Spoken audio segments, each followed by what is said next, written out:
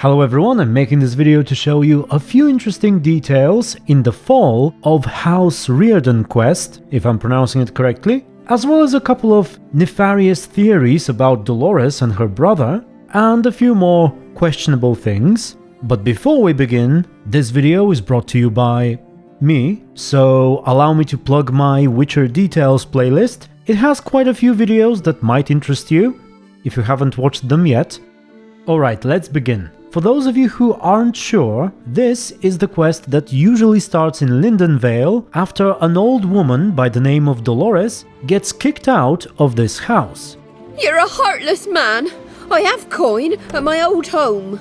Same old song since you moved in. Then go on, live there. But it's infested with beasts. Not my problem. Get the hell out of my house, you old bent. I must say I understand the man, his home is quite full as it is, but anyway, she will tell you a story of how years ago she left her family estate to her brother, who did not approve of her new husband at the time, and now, many years later, she's finally returned, only to find the place overrun with monsters. And so she asks for our help in exchange for the treasure that she has buried somewhere at home. Also, I guess her husband is dead? At this point, she doesn't really say anything more about him, so when we go to the place and kill the monsters, that is, if Letho died in The Witcher 2, we'll get to the case where he's alive later. So after dealing with them, we can find a diary with some torn pages, a journal, little wear and tear, that tells us a bit about the life of Dolores and her brother. We see that he was rather obsessive and overprotective, and it ends with the arrival of her future husband and her determination to be with him, even if that means running away from her brother. We can also find the treasure locked away in the side section of the barn. Something here. A chest. Dolores. But even if we don't, Dolores will encourage us to return and keep searching. And perchance did you find my chest? With my treasures? No. Could be someone stole it. Perhaps. So many years have passed. But go back and search carefully.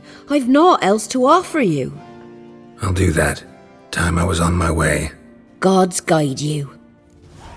And finally, the most interesting part is in the basement behind the house, where there's a wall which was apparently built by Dolores' husband to seal away and kill her brother. Strange.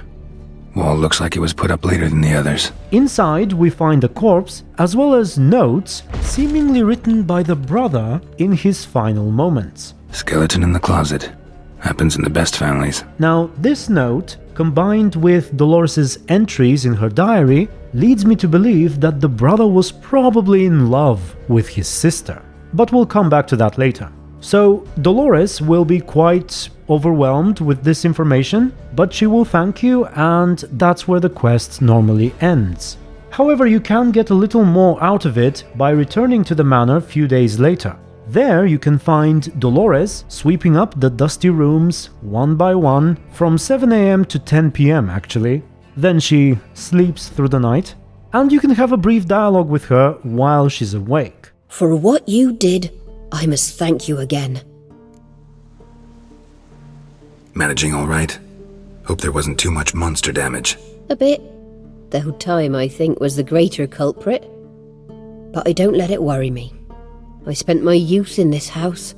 Restoring its splendor will be a pleasure, not a burden.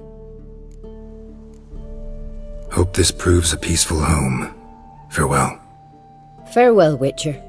And do take care of yourself. Now, one interesting thing is that there's a bit of an alternative ending here, or at least an alternative epilogue to the quest.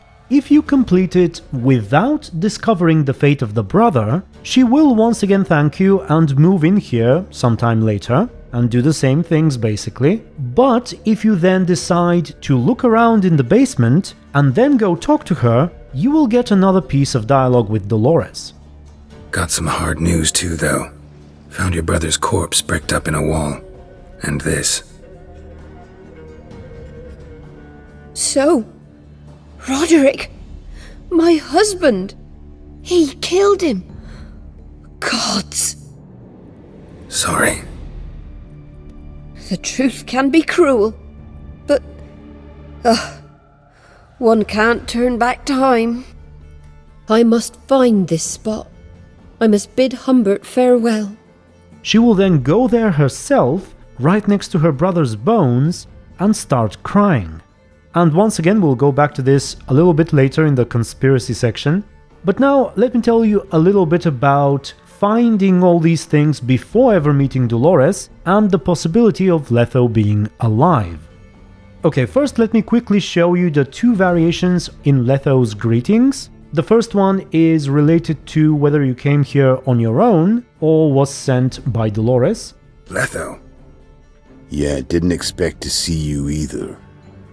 You one of them? Well, got nothing to fear from me. Came here by accident, actually. Accidents sure send you to strange places. Till recently, this place was full of ghouls. Took a job from an old woman, supposed to get rid of the monsters here. Did that already. Count on you remembering that when you collect your pay.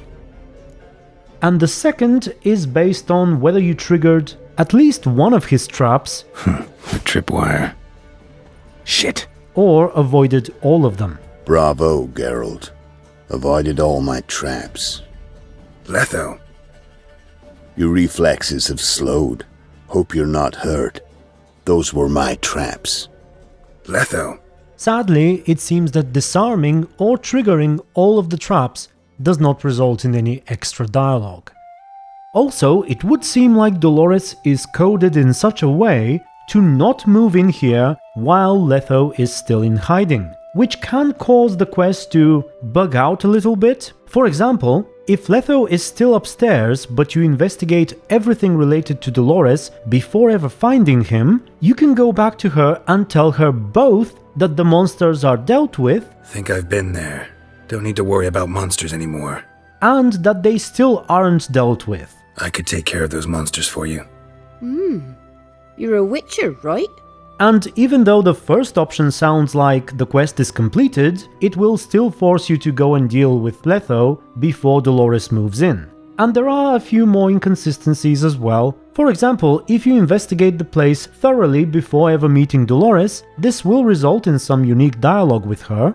But also, when she starts talking about a reward, Geralt will interrupt her and say that he also found the chest in a way which suggests that she shouldn't worry about it, because he's now well compensated anyway. For this and for driving off the beast, I owe you a reward, but... It's alright. Found the chest too. But what'll you be left with? A roof over my head is all I need. However, Geralt has no idea what's in this chest at this point, because she has neither told him about the treasure nor given him the key to it. I guess a random chest is reward enough for him, but I don't know. And again, in that scenario, if we complete the quest and go back to check up on Dolores in her old home, Geralt will comment how this must be the place Dolores was talking about. Must be the manor the old woman mentioned. Basically acting as though he's never been here before. And okay, let's get into some conspiratorial stuff now. Basically, it all revolves around what actually happened between Dolores, her brother, and her husband. There are a few things that don't quite add up or need some further explanation. Possibly the biggest one is the fact that apparently the death note of the brother was written on the torn pages from Dolores' diary. Couple of pages missing. Torn out. The pages missing from the journal? And again, I think the lines of dialogue, or rather monologue in this case, are slightly out of place. The first line of Geralt when you find the pages fits better if it is instead at the end of what he says when he finds the journal. That probably sounds confusing, but here's what I mean. When he finds the journal, he should say, someone's journal. Couple of pages are missing. Torn out. Someone's journal. Couple of pages missing. Torn out. And then when he finds the pages, he should ask himself, are these the missing pages from the journal? The pages missing from the journal? But instead, when he finds the journal, he says, someone's journal. Someone's journal. And when he finds the pages, he goes, "Couple of pages are missing, torn out." The pages from the missing journal? Couple of pages missing. Torn out. The pages missing from the journal? It just doesn't make a lot of sense, especially if you haven't yet found the journal. In case you find the missing pages first, Geralt will still say that a couple of pages are missing and are torn out. Couple of pages missing. Torn out. Meanwhile, he doesn't yet know that there is a journal or something else out there that's missing a couple of pages. But anyway, that's kind of beside the point, because the important part is that the final words of Dolores' brother appear to be written on the missing pages of her journal. And that's just peculiar. I wonder what's that supposed to suggest? I've heard a few theories from my viewers about this whole situation. None of it is perfect, but let me just share it with you anyway. It has been suggested based on the fact that the brother was potentially in love with his sister and that the body appears to be of a 30 to 40-year-old man, that maybe the siblings actually killed the husband and left together. You know, the theory speculates that Dolores and her brother should have been younger at this point. I'm not sure about that because in Dolores' journal we see that they've been living here for some time after the deaths of their mother and father. So assuming that they died of natural causes, perhaps the children weren't that young. Maybe they were actually in their mid-30s when the other man arrived. It has also been suggested that perhaps Dolores and her brother are actually one and the same person, aka Dolores, who either killed someone and fabricated the whole story to cover her tracks before she leaves, or perhaps killed her husband, possibly for money. You know, he was apparently wealthy, a lord's son, and it might explain why she doesn't talk about him at all. But that doesn't really fit with the painting we find of Dolores and her brother in the house, unless that's fake too. Look like twins. Old woman's brother. Must be. Now, I personally think it's possible that Dolores, not her husband, was the one who knocked out her brother. If you look at the torn pages, he writes that the husband attacked him from behind, dragged him here and walled him in, and that he didn't even have the courage to slit his throat. So, between the fact that the brother likely didn't see who it was, and the fact that the assailant was unwilling to kill him, I suppose we could say that it was actually the sister who did it, and not the husband. However, that still doesn't really explain why there would be torn pages of her diary in her brother's possession. I suppose he may have found it, learned that she was planning to run away, and torn it apart? Who knows? He also mentions the servants working outside, so when exactly did this happen? If the husband walled him in before he left with Dolores, how come she doesn't know about it? I mean, knocking someone out, dragging him there and building a wall isn't exactly a stealthy job, so I don't know. Did they leave and then the husband come back just to kill the brother? It seems quite excessive, but it's curious nevertheless. So please tell me what you think of all this, and whether you know of any other clues or outcomes in this quest.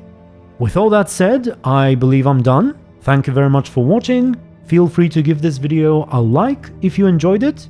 And of course, special thanks to my supporters and YouTube members. Okay, until the next one, stay tuned and be good. My favourite type of magic, lesbomancy.